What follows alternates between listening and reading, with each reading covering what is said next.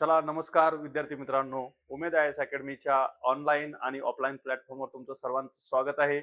तर बघा, माझा परिचय तो तुम्हाला आहेच. मी अनिल पालवे सर आणि यूपीएससी आणि एमपीएससी या एक्झाम बद्दलचा माझा अनुभव आणि त्याच्यात आपण जी यूट्यूबवरती बघा फ्रीमध्ये जी सिरीज सुरू केलेली आहे, त्यात आज आपण प्रमुख समाज सुधारकापैकी जे आहेत जगन्नाथ नाना शंकर सेठ यांच्याबद्दलची माहिती घेणार आहोत.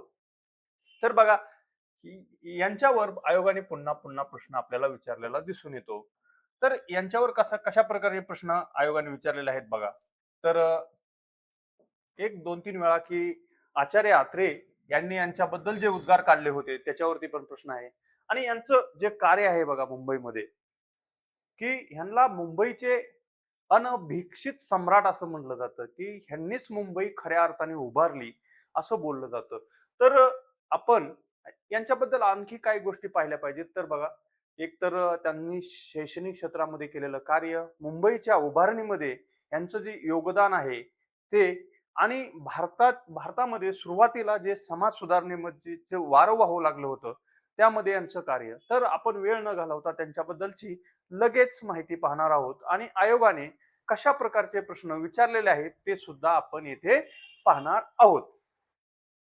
तर बघा, तर आपण समाज सुधारक पाहत असताना कसं पाहतो, तर वैयक्तिक माहिती सुरुवातीला त्यांची पाहतो, त्यानंतर त्यांचं शिक्षण, त्यानंतर त्यांनी ज्या सामाजिक संस्था उभारलेल्या आहेत ते पाहतो आणि त्यांचं सामाजिक कार्य पाहतो आणि त्यानंतर इतर समाज सुधारकांनी किंवा आज इतर व्यक्तींनी त्यांच्याबद्दल जे गौरवशाली उद्गार काढले आहेत ते पाहतो. तर चला आपण यांची वैयक्तिक माहिती पाहूया. तर बघा, यांचा जन्म, आपण जन्म जनरली कसं लक्षात ठेवतो, की कुठल्या बाबा की कुठल्या 50 शतकाच्या दरम्यान कधी त्यांचा जन्म झालाय असं आपण ते लक्षात ठेवतो. तर बघा, अ, काय विचार आहे त्यांचा जन्म, तर 1803, म्हणजे 1800च्या शतकाच्या सुरुवातीलाच, 19वे शतक म्हणतो आपण, त्या सुरुवातीलाच यांचा जन्म झालेला आहे. फक्त आपण असं बेसिक का लक्षात ठेवतो, तर एकदा आयोगाने कसा प्रश्न विचारला होता, की 1915 पर्यंत बघा, प्रश्न असा होता की 1880 ते 1915 या काळात मुंबईचे अनभिषिक्त सम्राट कोण राहिलेले आहेत. तर ह्यांचं बघा, निधन आपल्याला माहिती आहे 1865 मध्ये झालंय. तर या काळामध्ये फिरोजशाह मेहता हे दुसरे समाजसुधारक किंवा इंडियन नॅशनल काँग्रेसचे प्रमुख नेते, हे मुंबईचे नेते त्या काळामध्ये होते. तर या गोष्टी आपल्याला लक्षात राहण्यासाठी आपण अशा प्रकारे त्यांची डेट ऑफ बर्थ लक्षात ठेवण्याचा प्रयत्न करतो. तर बघा, 1803 मध्ये जन्म आहे. कुठं जन्म आहे, तर मुरबाड हे ठिकाण ठाणे जिल्ह्यामध्ये आहे त्यांचा जन्म. ठाणे जिल्हा आपल्याला खूप परिचयाचा आहे, त्यामुळे लक्षात ठेवा की त्यांचा ठाणे जिल्ह्यामध्ये जन्म आहे. आणि त्यांचा मृत्यू 31 जुलै 1865 या दरम्यान 1865 रोजी झालेला आहे.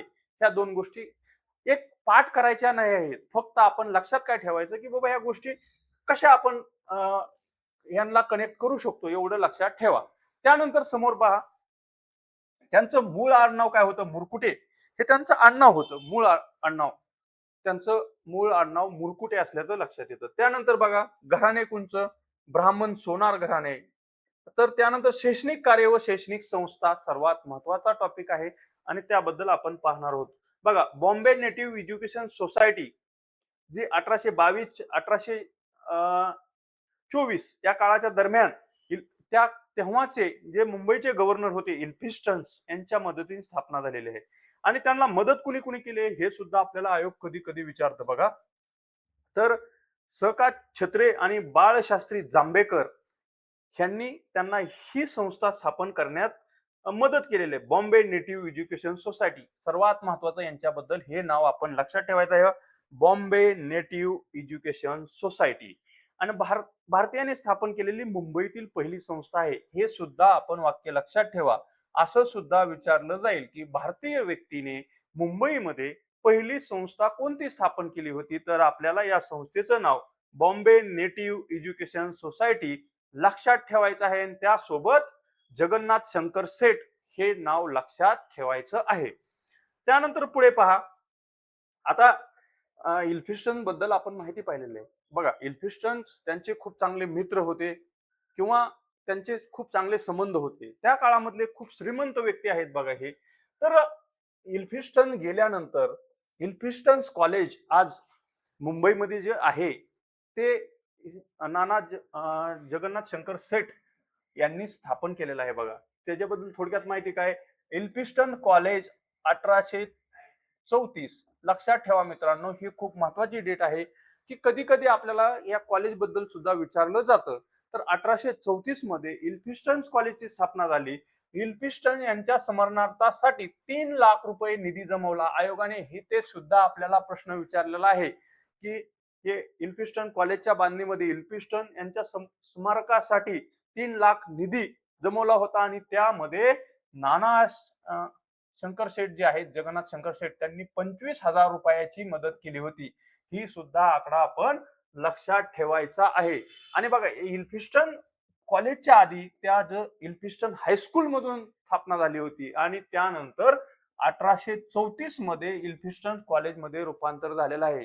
जर जगन्नाथ शंकर शेठ यांच्याबद्दल प्रश्न विचारला गेला तर ही फॅक्ट विचारली जाईल. इल्फिस्टन कॉलेज बद्दल प्रश्न विचारला तर 1834 विचारलं जाईल. ह्या दोन तुम्ही फॅक्ट नीट लक्षात ठेवायचे आहेत. त्यानंतर बघा, ग्रँड मेडिकल कॉलेज IMP 1845. तर हे बघा, त्यानंतर जे गव्हर्नर होते रॉबर्ट ग्रँट यांच्या स्मरणार्थ 1861 पासून वैद्यकीय शिक्षण मराठीत. हे फॅक्ट तू एवढी महत्वाची नाही, फक्त Grant medical college Jagannath Shankar Sheth यांच्या प्रयत्नातून सुरू झाल्याचं आहे. कधी सुरू झालं आहे? 1845. तुम्ही लक्षात ठेवा, एवढीच माहिती लक्षात ठेवायची आहे. त्यानंतर स्त्री शिक्षणामध्ये सुद्धा यांचा खूप मोठा वाटा आहे बघा. आपल्याला माहिती आहे डॉक्टर विल्सन यांनी कन्या शाळेसाठी स्वतःचा वाडा दिला. विल्सन यांना बघा, विल्सन जे होते, आपल्याला माहिती आहे विल्सन कॉलेज सुद्धा मुंबईमध्ये आहे. ते विल्सन जे होते त्यांनी पहिली कन्या शाळा स्थापन केली होती मुंबईमध्ये, कोलकात्यामध्ये.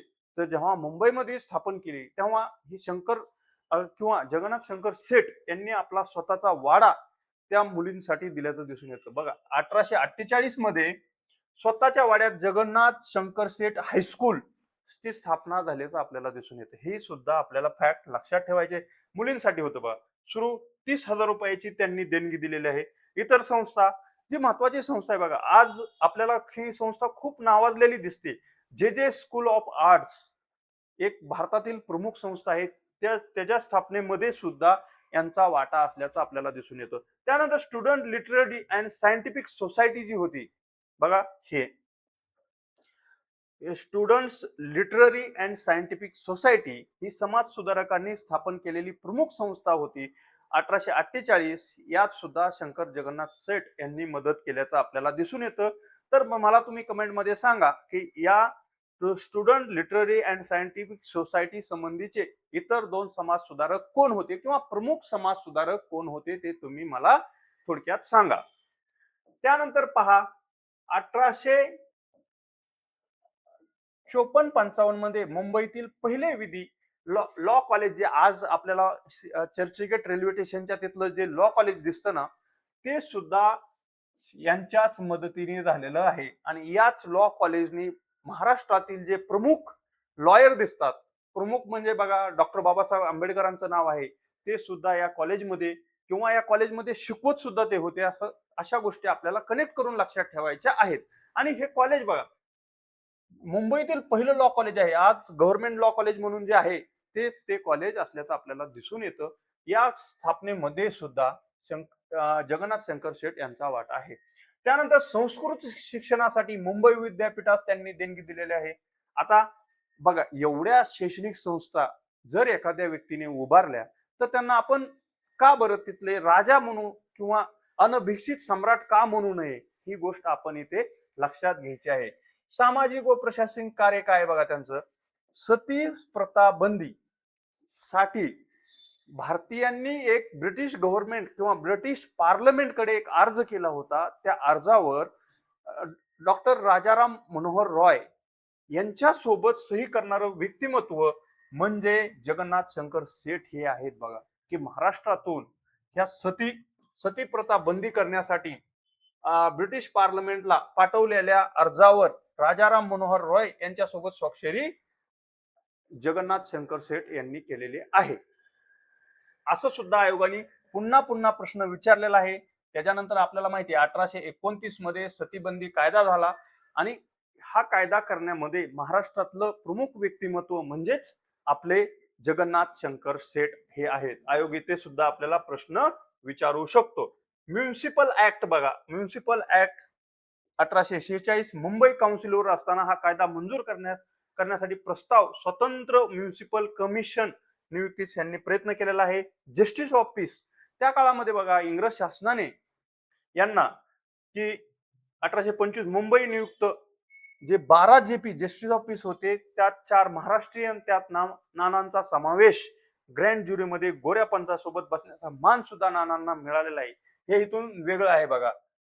ज्युरी पण ते असल्याचं आपल्याला दिसून येत. तर तुम्ही लक्षात काय ठेवायचं आहे, जस्टिस ऑफ पीस ही पदवी जगन्नाथ शंकर शेठ यांना देण्यात आलेली आहे आणि त्यांना लोक नाना म्हणत असतात. ते एक लक्षात ठेवा की नाना जगन्नाथ शंकर शेठ असं त्यांचं नाव आपण उच्चारतो. ती गोष्ट लक्षात घ्या. त्यानंतर पुढे बघा संस्था सहभाग. आणखी काही संस्था स्थापन करण्यामध्ये त्यांचा सहभाग आहे. तर त्यापैकी पहिली संस्था बघा ही सांगता येतील डेक्कन हॉर्नॅकल सोसायटीची स्थापना सुद्धा त्यांनी सहभाग घेतलेला आहे. हे दोघं होते बघा, कर्नल फ्रेंच आणि कॅप्टन हार्ट यांच्या सोबत. त्यानंतर रॉयल एस्थेटिक सोसायटी IMP या सोसायटीला सुद्धा त्यांनी 5,000ची देणगी दिलेली आहे. ते भारतीय पहिले सदस्य होते बघा. रॉयल एस्थेटिक सोसायटी जी 1884 मध्ये बघा स्थापन झालेली आहे. त्या संस्थेच्या सॉरी डेट मी तुम्हाला चुकी सांगितली होती. रॉयल एस्थेटिक सोसायटीची स्थापनेमध्ये सुद्धा नाना यांचा सहभाग असल्याचं दिसून येतं. ह्याच्यावर आयोगाने प्रश्न विचारलाय बघा. ऍग्री हॉर्टिकल्चर सोसायटी ह्याच्यावर सुद्धा आयोगाने प्रश्न विचारलेला आहे. जिओग्राफिकल सोसायटीवर सुद्धा प्रश्न विचारलेला आहे. हे तुम्ही लक्षात ठेवा. त्यानंतर नागरिक सुविधासाठी बघा, पाणी प्रश्नासाठी विहीर तलाव योजना, तानसा, मलबार, चिंचपोकळी येथे गॅस कंपनी, भायखळा, राणीची बाग जी आज आपण आहे बघतो, जी मुंबईमध्ये राणीची बाग आहे त्यात सुद्धा त्यांचा सहभाग आहे. पदार्थ संग्रहालय असेल, म्युझियम उभारणीमध्ये सुद्धा नानांनी कार्य केलेलं आहे. त्यानंतर दंगल व न्यायव्यवस्था प्रकरणे बघा, ही एक महत्वाची फॅक्ट आहे की भिवंडी येथे हिंदू मुस्लिम दंगलीतील 1837 हिंदू विरोधी निकालाची फेर तपासणी करण्याची गव्हर्नरला भाग पाडले. शिवडी येथील स्मशानभूमीचे स्थलांतर निर्णय सुद्धा रद्द करण्यास नानांनी भाग पाडले होते. या गोष्टी आपण नानांबद्दल लक्षात ठेवायच्या. अशाच गोष्टी आपण छोट्या छोट्या लक्षात ठेवायच्या आहेत. तेच आपल्याला येथे विचारले जातात. त्यानंतर राजकीय कार्य बघा, IMP हे सुद्धा त्यांच्या जीवनातलं खूप महत्वाचं कार्य आहे. पहिलंच आपल्याला माहिती आहे बॉम्बे असोसिएशनची स्थापना कधी झालेली आहे बघा, 26 ऑगस्ट 1852 दादाभाई नौरोजी यांच्यासोबत स्थापना. नाना पहिले अध्यक्ष होते IMP. कारण बॉम्बे असोसिएशन जी भारतीयांनी संघटना बॉम्बे प्रांतात स्थापन केली होती त्या संघटनेचे पहिले अध्यक्ष म्हणून नानांनी काम पाहिलेलं आहे. भारतीयांचा प्रश्न व दुःख सरकार दरबारी मांडणे हे त्याचं काम होतं. त्यानंतर बघा कायदे मंडळ 1861 मुंबई विद्यापीठावर निवड झालेले पहिले भारतीय हिंदी सदस्य सुद्धा नाना होते. मुंबई विधिमंडळ बघा, विद्यापीठ म्हणलो का मी ती चुकीचं, विधिमंडळ मुंबईचं जे विधिमंडळ आहे त्याच्यावर निवड होणारे नाना हे पहिले भारतीय व्यक्तिमत्व आहे. तर तुम्ही मला कमेंट मध्ये सांगा की 1902 मध्ये पहिले भारतीय व्यक्ती अशी कोण आहेत की ते सेंट्रल काउन्सिलवर निवडून गेले होते. म्हणजे हे मुंबई प्रांताचे आहेत. तर भारताच्या गव्हर्नरची जी सेंट्रल काउन्सिल होती किंवा भारताची संसद म्हणा त्याच्यावर निवडून जाणारे महान भारतपुत्र आपण म्हणतो गोखले हे होते. मी तुम्हाला ते उत्तर पण सांगितलं कारण चला. त्यानंतर बघा लॉ स्मॉल कॉज कोर्ट जे होते 1835 मध्ये जस्टिस ऑफ पीस असताना वकिलांना स्मॉल कॉज कोर्टात प्रॅक्टिस करण्याची परवानगी त्यांनी मिळवून दिलेली आहे. अशी वाक्य नानांबद्दल विचारली जातात. आर्थिक व पायाभूत सुविधा रेल्वे 1843 मध्ये हो का ही IMP कंपनी आहे. ग्रेट ईस्टर्न कंपनी स्थापना करण्यात नानांचा प्रमुख वाटा होता. त्यांनी मुख्यालय नानाच्या वाड्यात होते. कुठली रेल्वे बघा, ग्रेट ईस्टर्न कंपनी जी रेल्वेसाठी मुंबईत स्थापन झाली होती त्याबद्दल. त्यानंतर पहा 16 एप्रिल 1853 रोजी धावलेल्या देशातील पहिल्या रेल्वेतून प्रवास करण्याचा मान नाना यांना मिळाला होता. आणि नानांना कुठला पास मिळाला होता? सोन्याचा पास, गोल्डन पास जो नानांना मिळाला होता. म्हणजे त्यांना आजीव रेल्वेतून जाण्याचा पास होता त्यांच्याकडे. आणि पहिला मान बघा, भारतीय व्यक्ती आहेत जी पहिली रेल्वे आपल्याला माहिती 1853 मध्ये कुठून कुठं धावली होती. आताच जे चर्चगेट सीएसटी आहे तिथून ठाण्यापर्यंत धावल्याचे आपल्याला दिसून येतं. त्यात नानांनी प्रवास केला होता. त्यानंतर GIP रेल्वेचे संचालक सुद्धा ते होते. त्यानंतर बघा, बँकिंग व व्यापार, जॉईंट स्टॉक कंपनी व बॉम्बे स्टीम नेव्हिगेशन कंपनीची स्थापना त्यांनी केल्याचं आपल्याला दिसून येतं. त्यानंतर कमर्शियल बँक ऑफ इंडिया संचालक मर्कटाईल बँक ऑफ स्थापनेत सुद्धा त्यांनी भाग घेतल्याचं आपल्याला दिसून येतं. त्यानंतर कृषी, आता IMP आहे बघा, भारतामध्ये ऊसाची लागवड करण्यासाठी मॉरिशस येथे जाऊन ऊसाचं बेन आयात करण्यात केलेलं आहे नानांनी. नानांच्या प्रयत्नातून आपल्याकडे ऊस उत्पादन सुरू झालेलं आहे की मॉरिशस या देशातून ऊसाचं बेन आयात करण्यामध्ये सुद्धा नानांचा हातभार आहे. त्यानंतर कला व संस्कृती, आता बघा, कला व संस्कृतीमध्ये सुद्धा नानांनी खूप मोठा रस घेतलेला आपल्याला दिसून येतो. त्यात बघा, त्यांचं पहिले नाट्यगृह 1857 मध्ये मुंबई येथे मराठी नाटकांसाठी बादशाही नाट्यगृह बांधले. लक्षात घ्या, नाव लक्षात ठेवा तुम्ही, बादशाही नाट्यगृह हे नाना जगन्नाथ शंकर शेठ यांच्या प्रयत्नातूनच बांधलं गेलं होतं. आणि विष्णुदास भावे जे मराठीतील प्रमुख नाटककार आहेत, मोठे नाटककार, नाव हे आहे बघा, त्यांची नाटकं तिथे होत होती. नाना वेळ काढून त्यांना सहकार्य करत होते आणि त्यांची नाटके सुद्धा पाहण्यात जात असल्याचं आपल्याला दिसून येतं. त्यानंतर महत्वाची पदे बघा, IMP बॉम्बे नेटिव्ह डिस्पेन्सरी जी डेव्हिड सुसन रिफॉर्मेटरी शिक्षण मंडळ यांची नानांनी पदं भूषवलेली आहेत, ते अध्यक्ष राहिलेले आहेत. त्यानंतर बघा, फेलो, मुंबई विद्यापीठाचे पहिले फेलो आहेत. हे ह्याच्यामुळे हे महत्वाचं ठरतं, हे पहिले, दुसरे वगैरे इतकं महत्वाचं नसतं, पण आयोग आपल्याला विचारताना पहिले फेलो कोण होते तर नाना हे आपल्याला सांगायचं आहे. त्यानंतर गौरवपर उद्गार बघा, IMP आहे आचार्य अत्रे, जे आपले महान नाटककार किंवा पत्रकार जे होते, त्यांनी नानांबद्दल एक वाक्य कसं वापरलंय बघा, की मुंबईचे ते अनभिक्षित सम्राट होते, की त्यांना फक्त त्यांचा अभिषेक झाला नव्हता की सम्राट आहेत अशी पदवी घोषित केली नव्हती, पण ते होते. कारण त्यांचं कार्य जर आपण थोडक्यात पाहिलं तर बघा, प्रत्येक क्षेत्रामध्ये त्यांचं कार्य आहे. व्यापार क्षेत्रामध्ये आहे, समाज सुधारणेमध्ये आहे, लॉ मध्ये आहे, किंवा जी शैक्षणिक संस्था भारताची घडी बसवण्यासाठी ज्या प्रमुख संस्था ठरलेल्या आहेत त्या संस्थांच्या उभारणीमध्ये नानांचं कार्य आपल्याला दिसून येतं. त्यामुळे आचार्य अत्रे त्यांच्याबद्दल काय बोलतात तर मुंबईचे अनभिक्षित सम्राट अशी पदवी आचार्य अत्रे यांनी नानांना दिलेली आहे. आयोग यावरती सुद्धा प्रश्न विचारलेले आहेत आणि येणाऱ्या परीक्षेमध्ये सुद्धा आयोग यावर प्रश्न विचारू शकतो. त्यानंतर बघा, नर फाटक काय म्हणतात त्यांना, मुंबईचे शिल्पकार. ऑब्विसली ते शिल्पकारच आहेत. आज बघा, कुठलं क्षेत्र सांगा त्यात नानांचं कार्य नव्हतं, असं क्षेत्रच शिल्लक नाही, तर ते नक्की त्यालाच आपण शिल्पकार म्हणू शकतो. आणि मुंबईचे पहिले नागरिक सुद्धा त्यांना म्हटलं जातं. त्यानंतर गंगाधर गाडगीळ, प्राध्यापक गंगाधर गाडगीळ काय म्हणतात, आधुनिक भारताचे शिल्पकार. ऑब्विसली, कारण बघा, आधुनिक भारताचे शिल्पकार असं का म्हणू शकतात तर यांच्या प्रेरणेतून स्थापना झालेली इल्फिस्टन कॉलेज घ्या, त्या कॉलेजमधूनच जी तरुण पिढी किंवा जी नवीन समाज सुधारकांची पिढी निर्माण झाली आणि याच कॉलेजनी की भारताचं रंगरूप बदलण्यामध्ये खूप पुढे जाऊन काम केलं, त्याच्यामुळे त्यांना शिल्पकार म्हणता येईल. त्यानंतर बघा, त्यांच्या प्रयत्नातून रेल्वे कंपनी स्थापन झाली, रेल्वेने भारताचा कायापालट केला, त्याला सुद्धा त्यातून सुद्धा शिल्पकार म्हणता येईल. म्हणजे अशा गोष्टी आपण कनेक्ट करायच्या आहेत की बघा, पाठ करायचंय का कुठलं इतिहासामध्ये, तुम्हाला सांगतो मित्रांनो, कुठलीही गोष्ट आपण पाठ करायची नसते. फक्त तुम्हाला कन्सेप्ट क्लिअर पाहिजे आणि एखादे व्यक्तिमत्व असेल, ऐतिहासिक गोष्ट, ऐतिहासिक घटना असेल तर या घटनेच्या मुळात जायचं की नेमकं काय घडलं.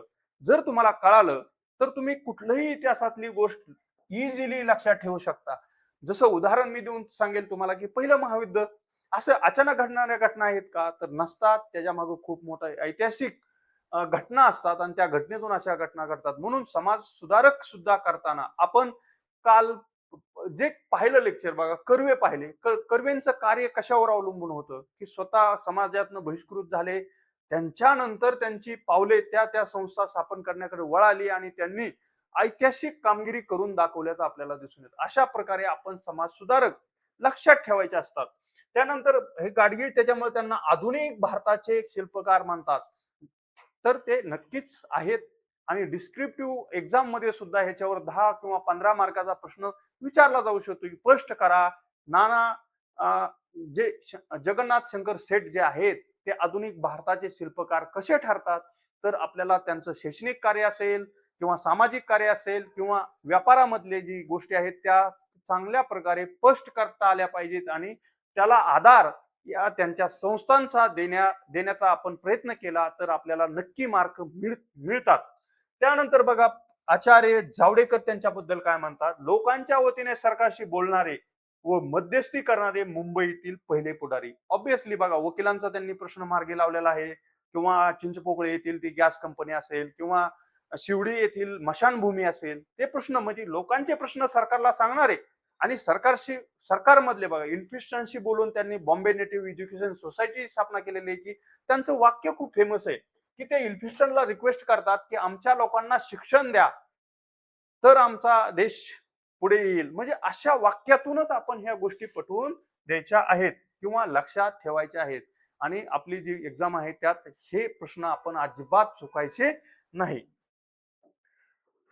अशा प्रकारे बघा आपण आज या लेक्चरमध्ये या महान समाज सुधारकाची संपूर्ण माहिती घेतलेली आहे आणि जर तुम्हाला असेच सिरीज ही जर आवडत असेल तर तुम्ही नक्की कमेंटमध्ये सांगा की आम्हाला हे आवडत आहे. आमचा पण उत्साह वाढेल की तुम्हाला आणखी काही देता येईल. त्या प्रकारे आम्ही तुम्हाला देण्याचा प्रयत्न करू. तोपर्यंत उमेद आय एस अकॅडमीच्या यूट्यूब चॅनलला लाईक करा, सबस्क्राईब करा आणि उमेद आय एस जर तुम्हाला आणखी काही कुठले कोर्सेस वगैरे पाहिजे असतील तर अकॅडमीचा नंबर जे दिलेले आहेत त्यावर कॉन्टॅक्ट करा आणि सोबत तुम्ही अकॅडमीमध्ये येऊन भेट पण देऊ शकता. तोपर्यंत थांबतो. धन्यवाद.